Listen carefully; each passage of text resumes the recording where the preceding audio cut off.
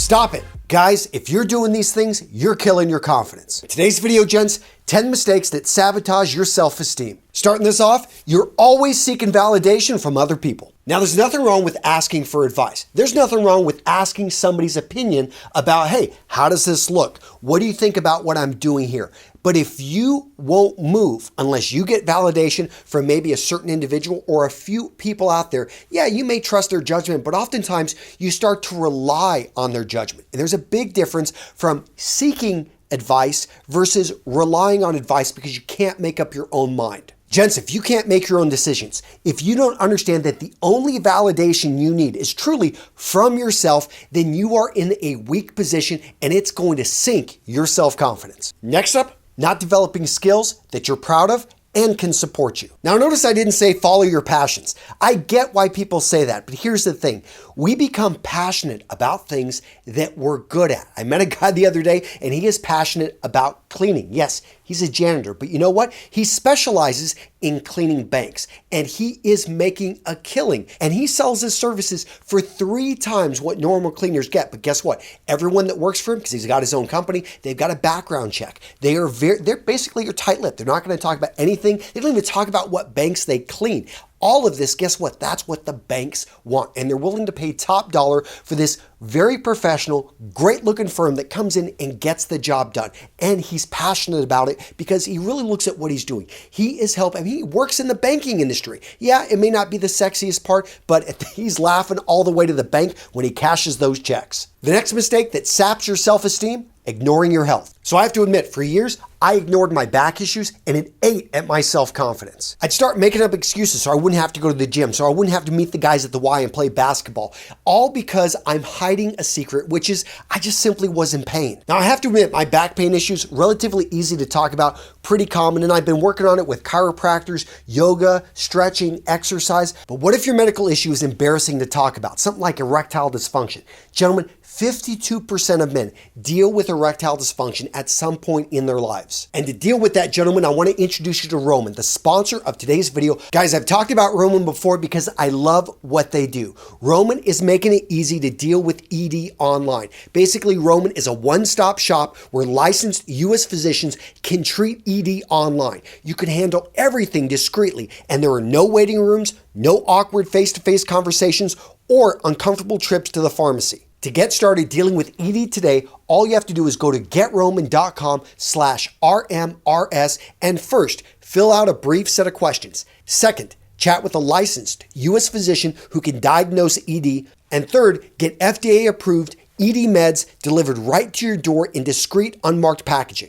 Gents, for a free online visit, I want you to go to getroman.com/RMRS or click on the link down in the description of today's video. Again, that's getroman.com/RMRS for a free online visit. The next mistake that destroys your self-confidence, staying in a toxic relationship. If you're being verbally abused, if you're being mentally abused, if you're being physically abused, and yes, men can be physically abused in a relationship, you need to get out of it. This is something that so many men, they settle. And I know because I've done this before.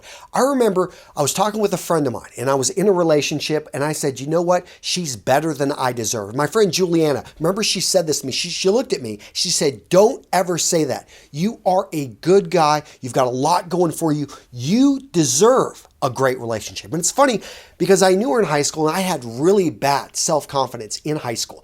And it's something that so many of us, we carry this. We may be successful on the outside. I was a Marine officer at the time, yet I just felt that it was hard for me to really build relationships with women. When she said this, it just lifted me up. And all of a sudden I realized, you know what? I am a catch. And I think you understand what I'm trying to say here, is that you are worthy of a great relationship. Now, these next 2 mistakes, I'm going to bring them together, and that is hating yourself, and that is listening to the voices in your head. And both of these I've dealt with as well. I have to admit, when I was in high school, even younger, I seriously thought about suicide. And I've lost my sister to suicide. And this is something I think that plagues a lot of people. It's not cool to talk about, but we can hate ourselves so much. We hate the situation we're in. Maybe we hate decisions we've made. We hate the people that maybe are around us. And it's all of this hate, it builds up. And you've got to learn just to let it go and to realize this is a temporary problem. Don't go for that permanent solution that's suicide. Never even think. I mean, if you are thinking about that, make the call. There are many hotlines, and I'll put some stuff down in the description if you're dealing with those issues. Now let's talk about the voices in your head, because I've had those voices that you're like, oh, like this, I am so stupid. I'm an idiot. Why did I do this? Why do you listen to those crazy voices in your head? Ignore them. We all have them, and we all can silence them. There's two wolves. There's the black and there's the white. The white is life and is happiness, is ambition, is all the great things. And that black is death, is just fear, is disgust, everything there. And the wolf that's going to be the strongest is the one that you feed. So feed those small things. Work on that self-esteem. Work on your confidence by saying, you know what, I am. And maybe do a mantra. Those things can work. It's not the only thing you'll need to do. You'll need to build up your skills. But guys, you want to continuously work to feed the right wolf so that it grows stronger and that you can start to pretty much put those voices in your head in a cage and lock them away. Occasionally they'll break out, but you'll know how to deal with them. The next mistake people make when it comes to confidence and self-esteem, they're always focused in on themselves. They are a true narcissist, and it's always about me, I this, I that. If you serve other people, you can't help but get self-esteem and confidence whenever people compliment you, when people thank you, when people want to publicly point out, he showed up, it was snowing, and he shoveled my driveway, and he knew I had those back issues. He knew that my husband was out of town, and he showed up. I just really thank you. It may just be, to the local neighborhood. It may be she brings over your cookies, whatever it may be. The point is that levels up your confidence, and it helps. So many of us, we wonder, because we're so focused on ourselves, why we don't feel better. Why don't we don't have that self-esteem? When you give to others, no matter how small, it's something that it just grows that confidence and how you feel and how you look at the world. So make sure to serve others. The next mistake that's killing your confidence, you are a perfectionist. And here's the thing about perfectionists is we notice details that nobody else is going to notice, and we hold up entire projects. We don't even ship it because we're like, oh no, I spot that one thing, that one I isn't dotted. I get it. And I am a huge fan of making sure that you cross every T and dot every I. Not at the expense, though, of things need to happen. So if you're falling into that analysis paralysis, if you are a perfectionist to the point that it is actually stifling your creativity, your growth, your ability to get things done, and you need to kind of say, you know what? Sometimes it is worth actually showing something. Someone's, hey, can you catch? What do you think of this? And they're like, wow, this is really good. Okay, you may think it's only 90%.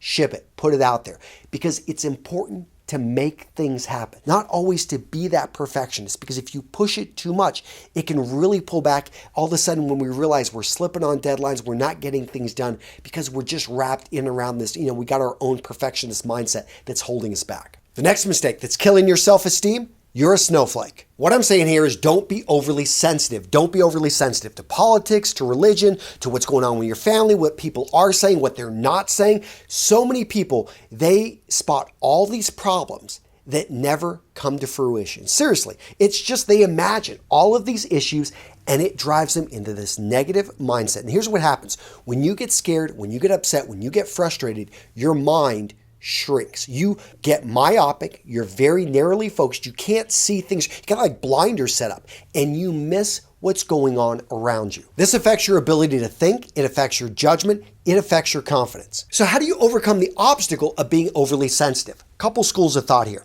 First up, develop calluses. This is what I did when I joined the United States Marine Corps. I figured that if I do something hard in my life early, then the rest of my life is going to be relatively easy. It seemed to work for me. And it is something that gives you perspective. So when you challenge yourself, it may be running a marathon, it may be putting yourself just in a difficult job, taking on challenges, maybe volunteering in something that makes you very uncomfortable. In any case, what you do is you put yourself out there and you develop that tougher skin, that thicker skin, so you can deal with just other things. Everything just seems gravy, seems easy. Now, there is another school of thought that actually you maybe should set up filters. And there are people out there that are truly overly sensitive and can't deal with everything. So in that case, I advise setting up systems, barriers, filters. I know I do this with my email. I simply block spam. I also do this here on YouTube. In the comments, we block out hate comments. We have certain words which we just ban. Why do we do that? Because we don't want to deal with it. So find ways to basically ban the information, ban those people, ban that stuff that's coming into your life, and just protect yourself. Now, this next mistake I think is one of the worst ones on this list. Let me know if you agree down in the comments. But that is, we don't forgive ourselves. We hold grudges against ourselves for mistakes we made a decade, 2 decades ago. I mean, we've all got this, that we can't forgive ourselves. Guys, move on. We're all human. We make mistakes. Some of them, yeah, they're pretty bad, but you've got to find a way to pick yourself up and keep moving forward. Now, this next mistake I'm guilty of, and that is caring too much about what women think. And if you're interested in this, you want to go check out this video right here, because I've got 7 things that men are obsessed with, that they think is really important, that honestly, women don't care about. And to find out what they are, guys, click on the video right here. I'll also link to it down in the description.